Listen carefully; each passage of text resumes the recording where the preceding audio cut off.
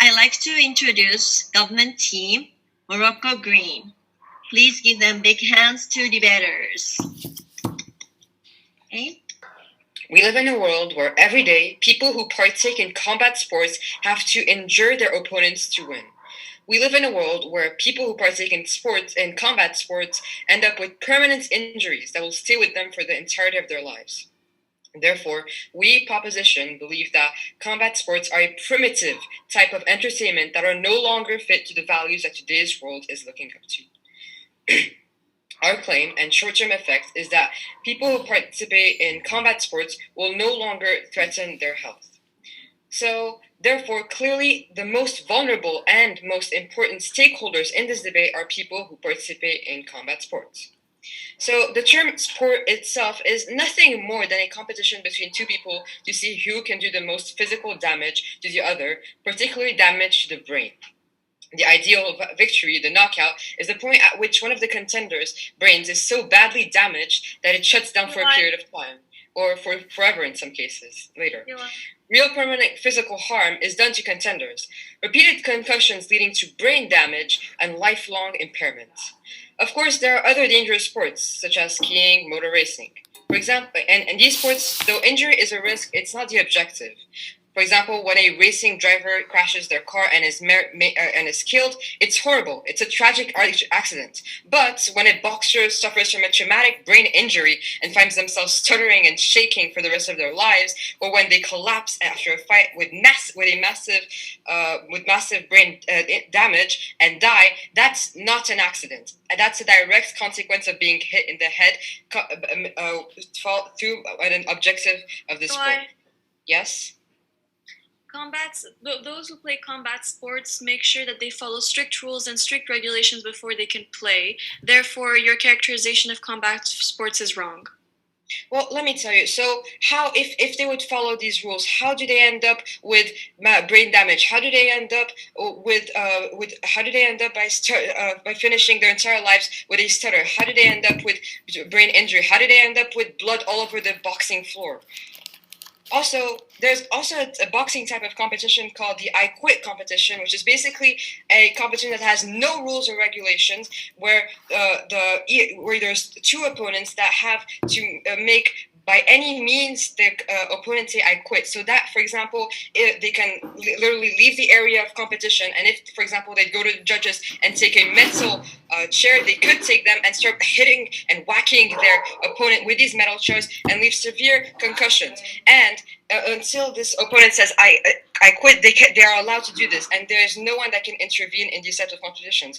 Are these competitions primitive? Yes, they are. Should they be allowed? No, they shouldn't. No. You also know that opposition is going to tell you that it is also a choice, and that participating in boxing is or any type of combat sports is a choice, and it's part of the culture. Well, let us tell you, judges, that, for example, committing suicide is also a choice, but that doesn't necessarily mean that it's a good choice.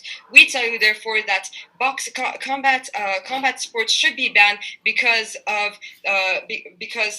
they would cause a lot of damage to the participants' health, and therefore our short-term argument, restate, people who participate in combat sports will no longer threaten their health. Thank you very much.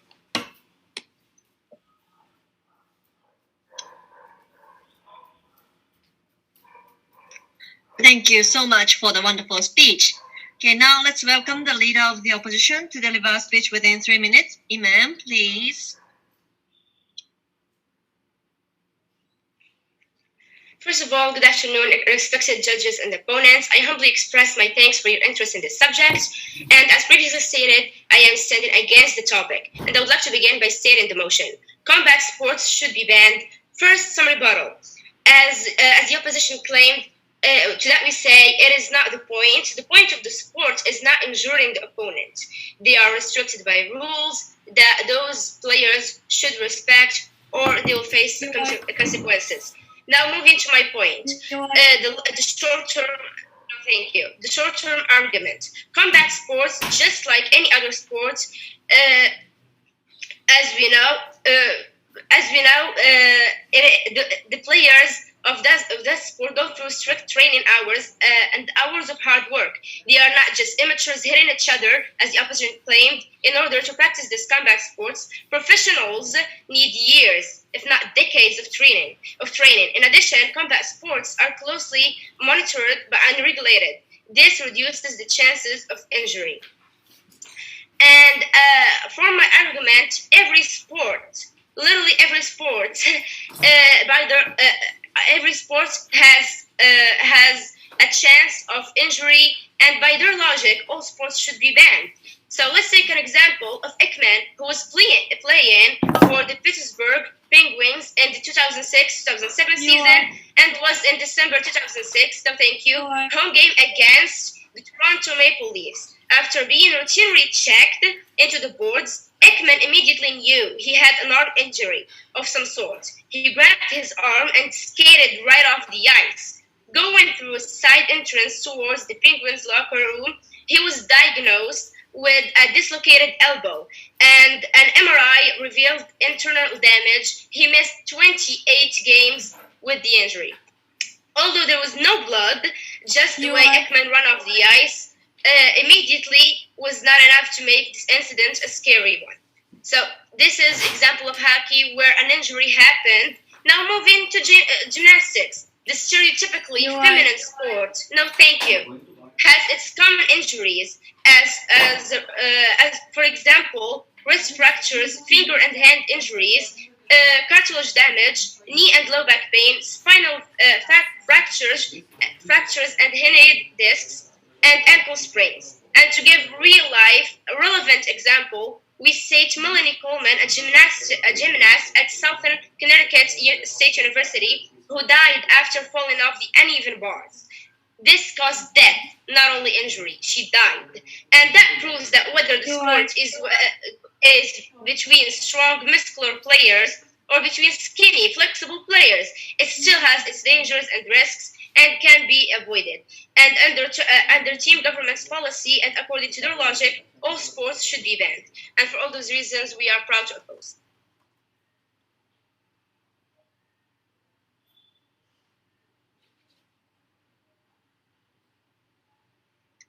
Thank you very much for the wonderful speech. Now let's welcome the member of the government to deliver a speech within 3 minutes. Chems, please. Yep, let me just set my timer. Okay, 3, 2, 1. At a time where violence has taken over all aspects of our lives, including ones like entertainment and sports, that should normally be free of this. As my teammate and I are proud to be defending today the banning of all combat sports. That would, without a doubt, have effects both on the short and the long term. People who participate in combat sports would no longer threaten their health, and on the longer run, violence won't be glorified amongst today's debate stakeholders, the people in general. But before walking you through this argument, I will rebut what the opposition team just stated. Indeed, the opposition just said that all sports present risks of injury for the players. But contrary to other sports, in combat sports, the main goal is to injure the opponent, whereas it's not the case in, for example, gymnastics or hockey, as the opponent just said. So, coming back to the long-term benefit of banning combat sports and the message that this will send to our society. Denied. Champion fighters are deified today after each win. While our side is not denying their skill and their courage, we believe that no society should ever be celebrating a person for the amount of physical harm that they can cause to another human. It's absurd and totally barbaric. These people should not be considered heroes or even athletes because it's not healthy for them, as my teammate just stated, but it's not healthy for a society as a whole. It promotes an atmosphere of confrontation, promotes an atmosphere of aggression, promotes violence, especially amongst youngsters who grow up watching such competitions, and it's simply just incompatible with the type of world that we all, or at least we just as a government, strive to live in and strive to create. We want to live in a world of peace. We want to live in a world of respect, two primordial values to live in a society, to live all together. Yet these two values would lack in the opposition's ideal world. Again, the government strongly supports the banning of these primitive and distractionary sports. We believe that stadiums should not turn into coliseums, and they shouldn't be filled with people desperate for blood and a little relief for the iniquity and cruelty in our own lives. All combat sports need to be banned for the sake of the combatants and for the sake of society as a whole. This is why, ladies and gentlemen, we're urging you to vote for the government.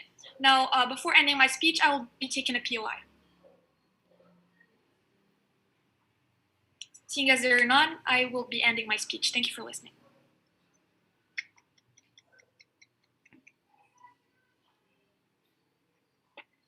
Thank you for the tremendous speech. Now let's welcome member of the opposition to deliver speech within 3 minutes. Alia, please. Thank you. To win this debate, we had to prove two things. One, that combat sports are valid sports and should remain as practice sports, and that combat sports are as dangerous as other sports, which invalidates the idea that combat sports are excessively violent. By failing to respond to these arguments, the other side is already losing this debate. In addition, their arguments failed to meet their burden. They needed to prove that combat sports create an imminent danger in society and that combat sports are more harmful and dangerous than any other sport, and they have failed to do so. So in this speech, I will firstly talk about my long-term change and the principles in this debate. So let's begin with some rebuttal. Combat sport, they've told you that combat sports propagate violence and that they are primitive. However, and they've told you that the main goal is to injure the opponent, which is completely false. The main goal in combat sports is not to injure the opponent. It is to score points by destabilizing the player. Therefore, the government has completely mischaracterized combat sports. And combat sports are actually strategic and refined.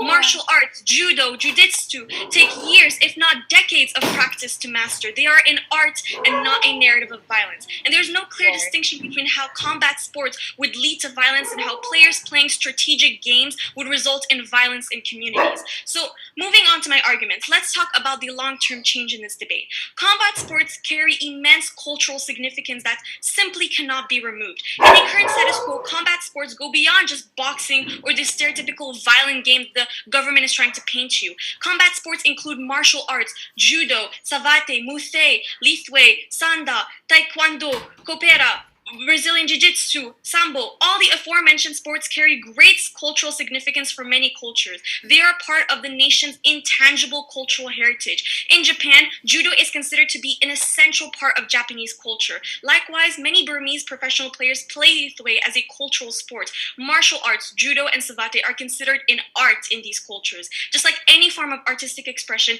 these combat sports channel human potential and beauty in any other form. Banning these combat sports would be robbing countries of essential, fundamental aspects of their culture. It would be censoring cultures, no thank you, and nations of their art. Thus, government is offering you a world where nations would be deprived of their national sports, where professionals would no longer maintain their heritage. Government is offering you a world where cultural and significant heritage of many nations is considered to be violent, barbaric, and outdated.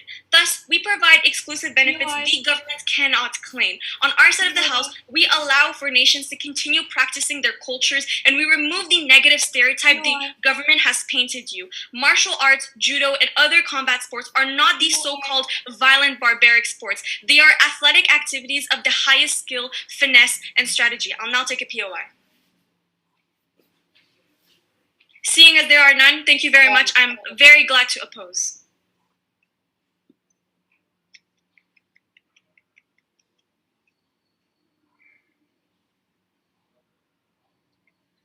Okay, thank you so much for the great speech.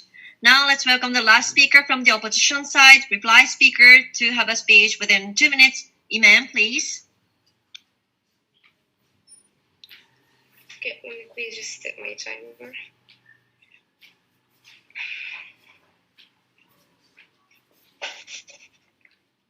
Okay.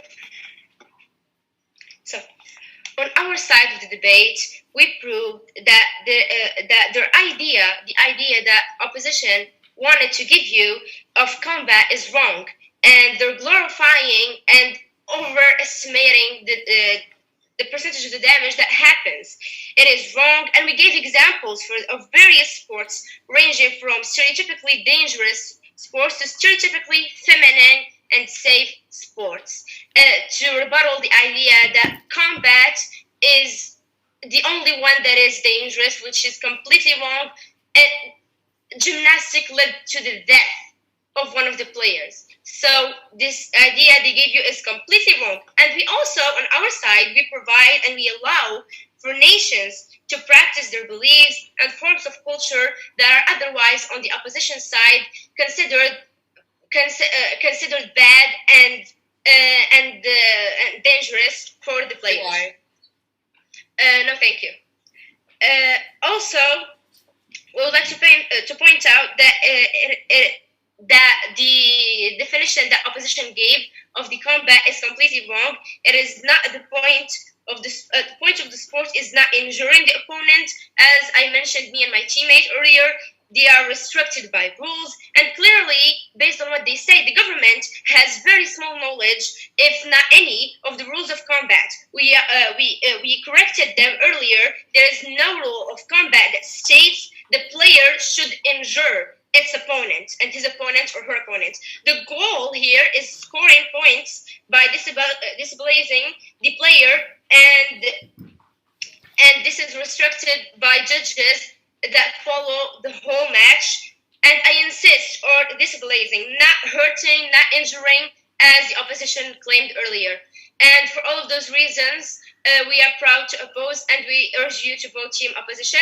And if there's any PUIs that I missed earlier, I would like to take them right now. So, yeah. Okay, so basically, if according to your characterization, combat sports are very regulated and have rules, wouldn't you say that competitions that have no regulations, like the I Quit competitions, contradicts your characterization?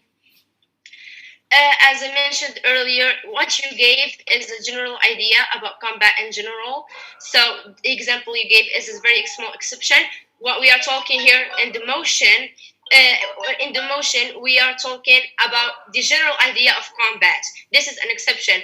When you are banning combat in general, you are banning your exception with a lot of other types of combat that are restricted, that have rules, when you cannot injure your opponent. And thank you so much. Proud to oppose.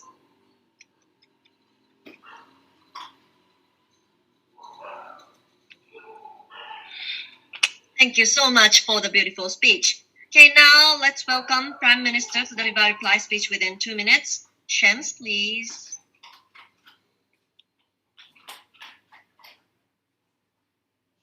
Am I audible?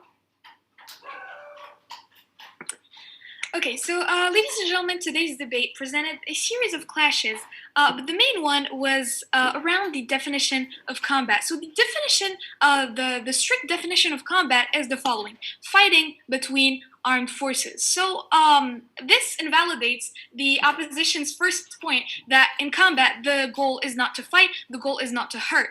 The opposition continued by assimilating combat sports such as boxing and MMA to martial arts. But to that, we answer that many, if not all, martial artists like to make the distinction between their art, like judo, jiu-jitsu, and many others, and modern combat sports like boxing and MMA and others, invalidating the opposition's first point. Moreover, the opposition continued by saying that combat sports are part of certain cultures. Yes, we do not necessarily deny that. We deny to a certain extent, but there are some cases where combat sports are parts of cultures. And they said that if we banned them, then we would be robbing cultures of certain of their aspects. However, there are cultures in the world whose certain aspects are incompatible with the values that we strive to instill in our societies today. Values of peace, values of freedom, values of respect. And it's not because it's not because it's part of a certain culture that it is completely valid. Now, the proposition has continuously repeated one argument: other sports can also make as much damage as combat sport. Well, let us remind you that sports like gymnastics have strict regulations that are not found in all combat sports. And people might have injuries or might die, but that was, again, an accident and not the main goal of the sport and the competition. In combat sports, like boxing, for example, the goal is, as you said, your opponents to destabilize. But how does this destabilization work and start? The opponent is destabilized through violence. So that makes another one of the opposition's points completely invalid. In opposition to that, we reminded that in our societies we need to instill values of peace, values of respect. These values are completely incompatible with combat sports, and in order to protect the athletes, if we can call them so, but also to, on the long term, prevent violence from being a prominent value in our society, we need to ban combat sports. And this is why, dear judges, we're urging you to vote for the government. Thank you. Denied.